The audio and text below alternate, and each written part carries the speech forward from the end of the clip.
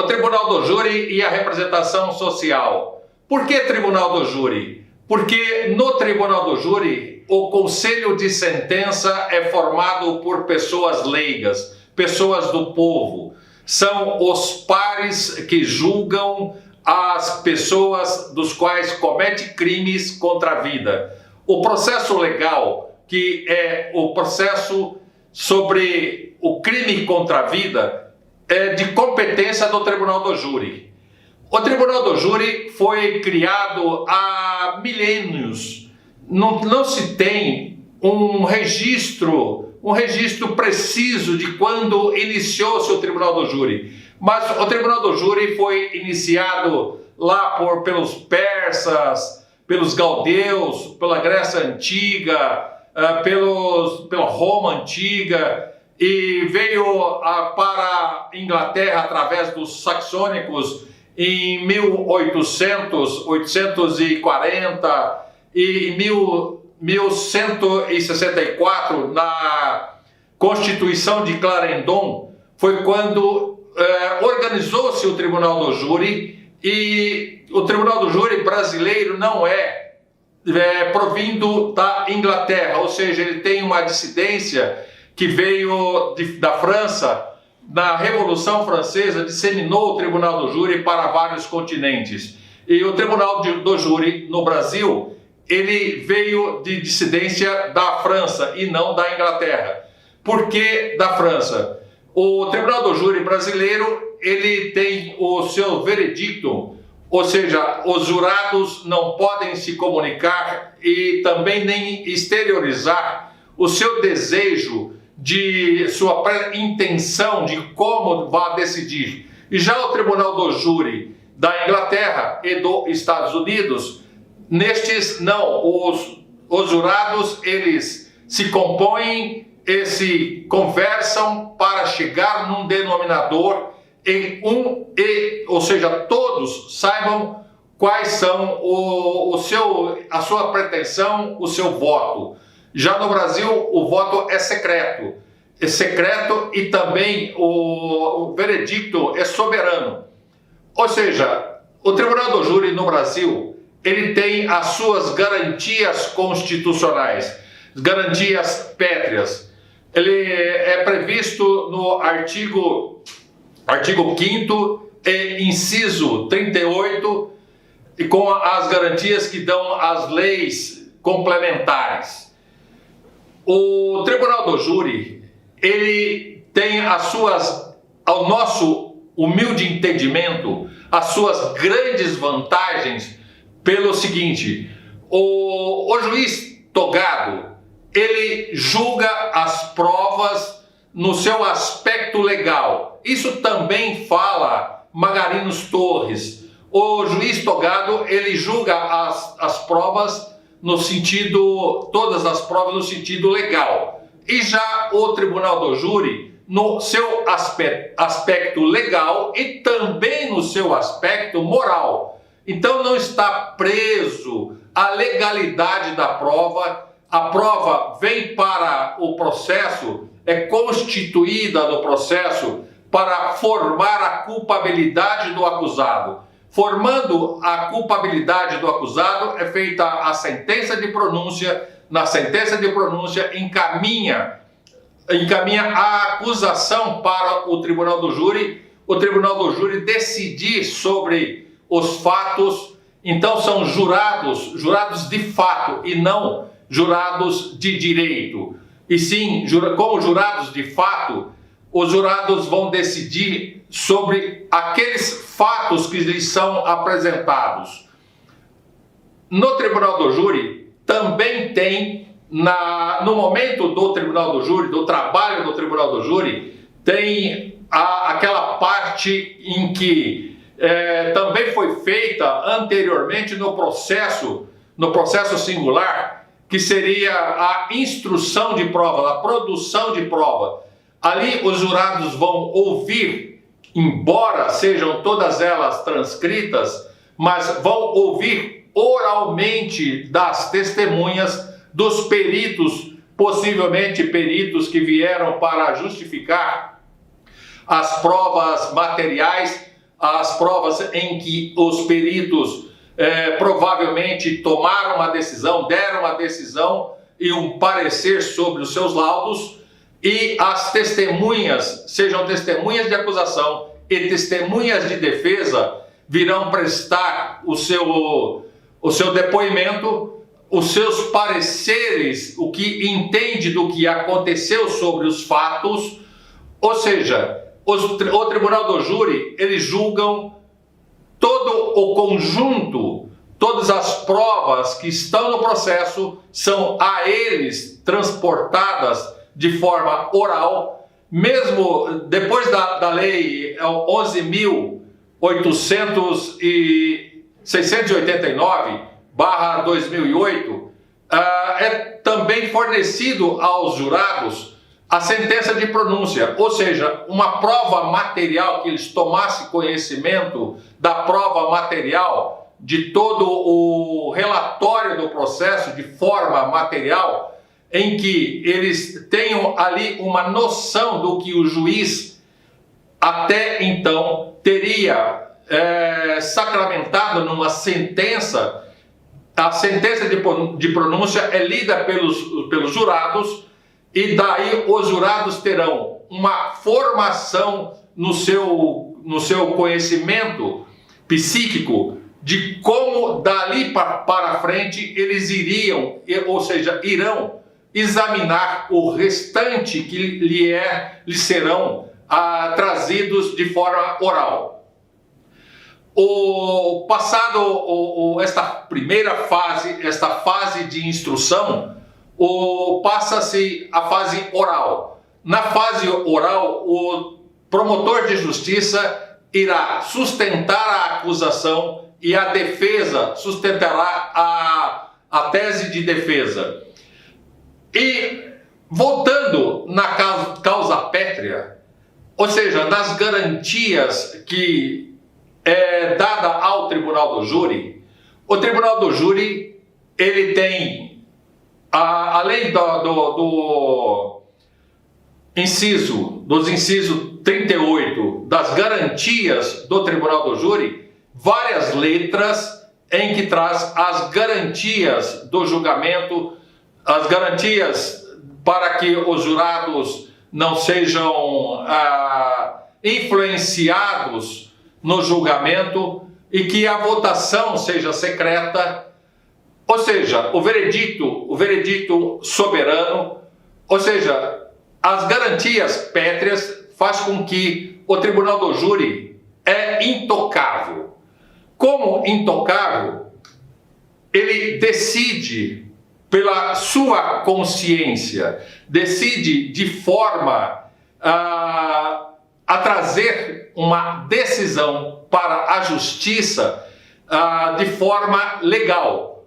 E a forma legal, trazendo a observância com relação à prova moral. Se aquele aspecto em que ele está analisando se o acusado teve ou não razão para chegar àquele ponto de, se ele não tivesse agido daquela forma, ele teria morrido, ele seria a vítima. Ou seja, ele teria razão de ter praticado o fato. E também tem mais uma outra circunstância no aspecto social, que veio a se demonstrar a lei 11.689/2008, em que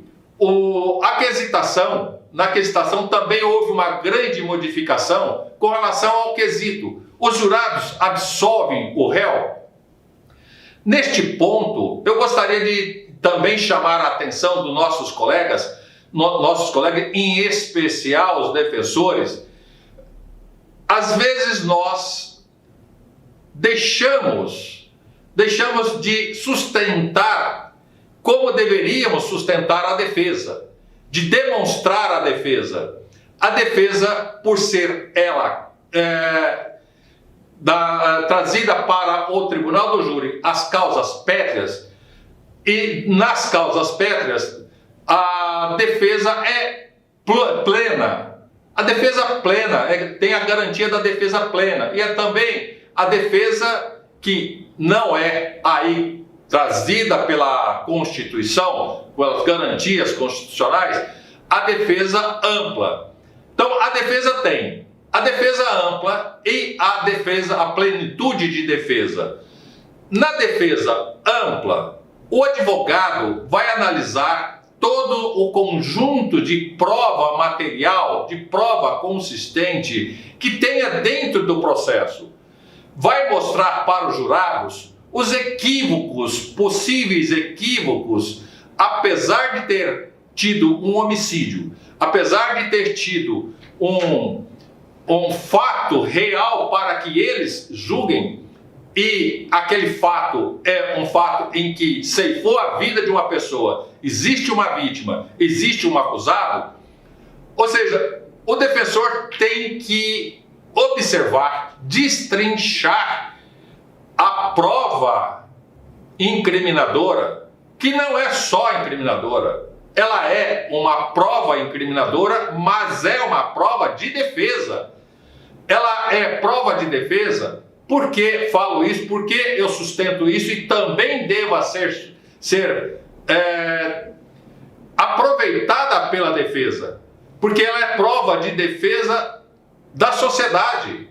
Ela é prova de defesa do munus público. É prova de defesa da vítima. E por que não? Pode também ser prova utilizada para a defesa fazer a prova no munus privado, que seria com relação ao acusado. E com relação à prova, esta prova utilizada pela defesa, que seria trazida das provas constantes no processo, nós estaríamos falando da ampla defesa e da plenitude de defesa. Todas aquelas circunstâncias que envolve a vida, toda aquela circunstância que envolve aquele momento em que ultrapassa os sentimentos, ultrapassa a prova material. Então, a defesa tem o dever, a obrigação e percepção de convencer, de ser persuasivo e de afirmar, de sustentar a tese de defesa. E essa tese de defesa vai ter no seu conjunto a plenitude de defesa e demonstrar para os jurados, para que os jurados possam acolher a tese de defesa e, se não absolver o acusado, pelo menos desclassificar atendendo à defesa, absolvendo o acusado, que é o objetivo maior, fazer justiça. A sessão do Tribunal do Júri, ela é uma sessão solene, é uma sessão em que tem uma certa pompa.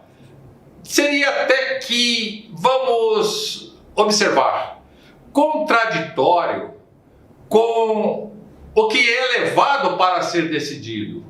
Porque o que é levado para ser decidido no Tribunal do Júri, o que vem da sociedade para ser decidido, é um crime. É uma das coisas mais horrendas, mais triste, que é o ceifamento de uma vida. E aí, o Tribunal do Júri, ele é uma pompa. Ele é uma solenidade em que enche os olhos, chama a atenção.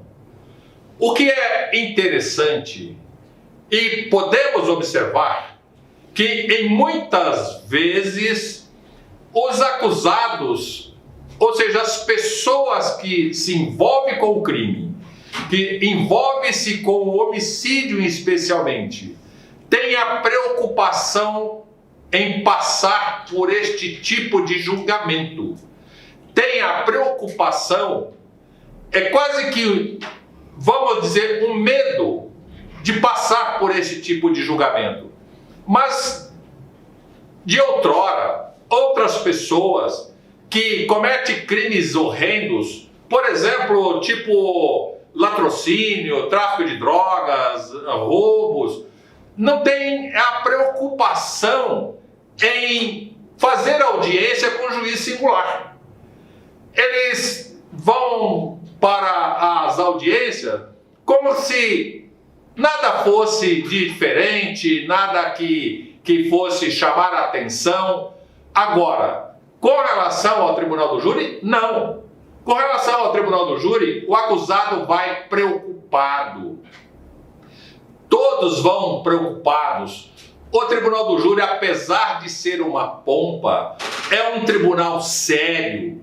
É um tribunal em que todos aqueles que trabalham com seriedade, trabalham demonstrando o máximo do seu eu.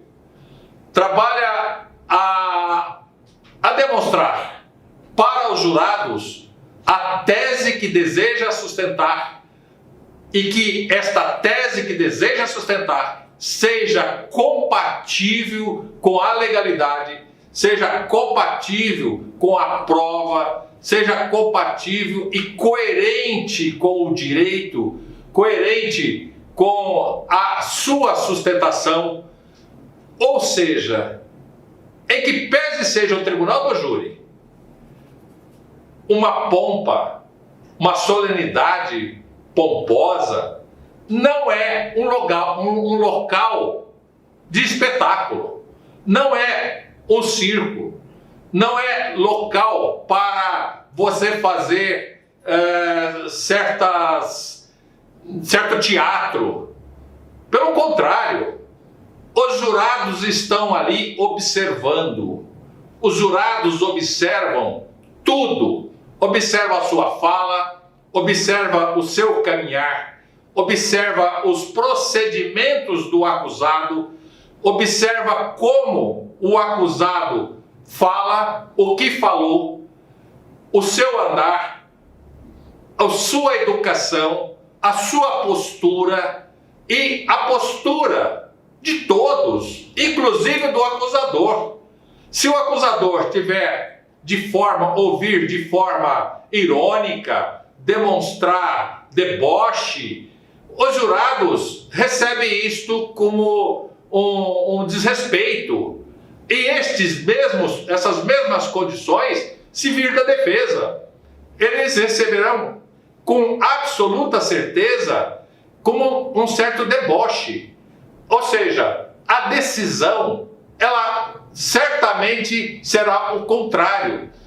Ou seja, no tribunal do júri, como eu já disse aos senhores, os jurados julgam a prova de forma não apenas e somente no seu aspecto legal e também no seu aspecto moral, mas quem transmite, quem passa para os jurados este aspecto legal e também o aspecto moral é o defensor e é o acusador, é o promotor e o defensor. Se uma destas pessoas fazer a sua oratória, fazer a sua sustentação de forma irônica, de forma pejorativa, ou seja, os jurados vão avaliar a prova em que foi demonstrada para ele em relação à circunstância dos fatos pertinente ao crime ocorrido e também a situação em que ele vai julgar. Toda esta balança será sopesado na consciência do jurado se ele vai recepcionar para decidir favorável ao acusado ou não. Ou seja, não tem como e não tem segunda chance, não tem como você explicar, você justificar. Errou. Se você não foi feliz na sua sustentação oral ou foi infeliz em fazer determinada colocação, o que vai acontecer? você vai tornar-se antipático e antipatizar toda aquela causa que você está sustentando. Então, tem que tomar muito cuidado, apresentar com percussiência, apresentar a sua sustentação com leveza, não sustentar de forma grosseira, com arrogância. Tem que demonstrar a humildade, ou seja, é um aspecto natural. Quanto mais natural o defensor e também o acusador transmitir a sua sustentação oral da sua tese, é melhor vai fazer com que os jurados recepcionem, os jurados entendam o que está se buscando, para que ele possa confiar, porque a confiabilidade está ao passar da prova material para a prova sustentada oralmente para os jurados. E os jurados aí irão, de certa forma, decidir favorável à acusação e ou favorável à defesa. Uma vez decidido, uma vez em que decidiram tanto para, ou seja, para a acusação e ou para a defesa, condenou e ou absolveu, uma das partes não ficaram satisfeita, e não ficando satisfeita uma das partes, ela possivelmente vai apelar, vai fazer um recurso. E o tribunal pode eventualmente anular aquele julgamento. Ele não vai anular a decisão, o como e o quanto foi decidido. Deu 4-3, parou a votação, parou. Decidiu para a acusação e ou para a defesa, decidiu condenando e ou absolvendo, recorreu. O tribunal de segunda instância poderá determinar que o julgamento volte para novo júri. Novo conselho de sentença é que poderão modificar a decisão anterior. O tribunal não pode decidir absolvendo lá na segunda instância o que o jurado decidiu aqui. Só o segundo conselho de sentença é que poderá fazer a modificação e ou mantendo a decisão já anteriormente, ratificando o que os seus colegas anteriores, os jurados anteriores, teriam decidido. Isso eu estou afirmando aos senhores, seja lá para a acusação e ou para a defesa, pouco importa. O que interessa é que o veredicto dos jurados, ele é soberano e deva, sim, o magistrado togado, presidente do Tribunal do Júri, gostando ou não da decisão, a mídia, gostando ou não, tendo uma expectativa da decisão e não gostando da decisão, não pode fazer nada. São os jurados que decidiram, são os jurados que são o tribunal competente para julgar, decidir se absolve ou se condena. Ou se condena, se desclassifica, se diminui a pena, mas condena com uma pena menor e ou absolve o acusado.